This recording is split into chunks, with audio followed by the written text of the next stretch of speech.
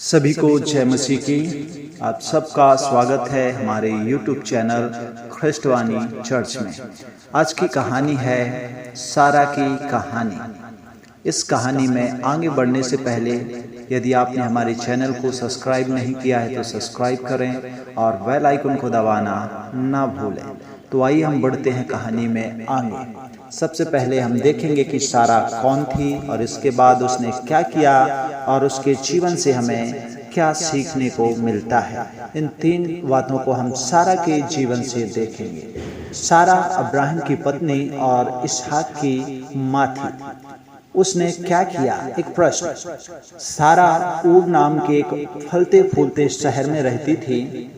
वहां उसे किसी चीज की कमी नहीं थी। परमेश्वर ने उसके पति अब्राहम से कहा कि वे ऊर छोड़कर कनान देश चले जाएं।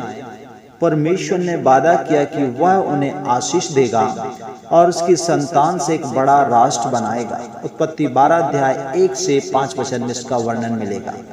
तब सारा ने अपने पति के साथ ऊर शहर छोड़ दिया क्योंकि उसे पक्का विश्वास था कि परमेश्वर अपना वादा जरूर पूरा करेगा।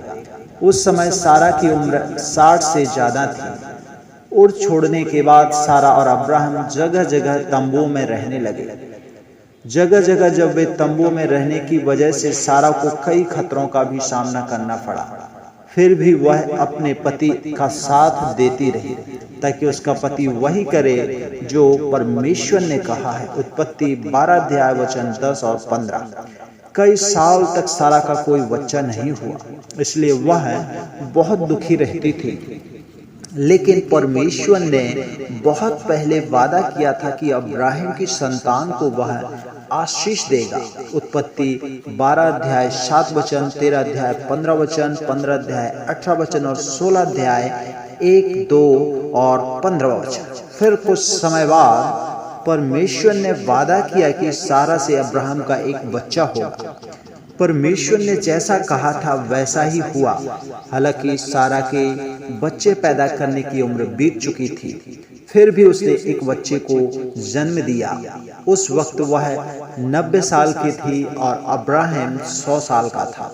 उत्पत्ति 17 अध्याय 17 वचन और 21 अध्याय 2 से 5 वचन में आपको पढ़ने को मिल जाएगा। उन्होंने अपने बच्चे का नाम इसहाक रखा। अब सारा के जीवन से हमें क्या सीखने को मिलता है, हम इस विषय पर चर्चा करेंगे, बात करेंगे। सारा से हमें सीखने को मिलता है कि हम परमेश्वर पर भरोसा रख सकते हैं क्योंकि वह अपना हर वादा, हर एक प्रॉमिस को पूरा करता है।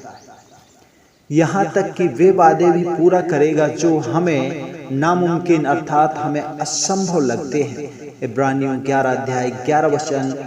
सारा से हमें यह भी सीखते हैं कि पत्नी को क्या अपने पति का आदर करना चाहिए। पहला पत्रस 3 अध्याय वचन 5 और 6। तो यह थी सारा के जीवन की कहानी। आपको कैसी लगी आप हमें कमेंट करके जरूर बताइए।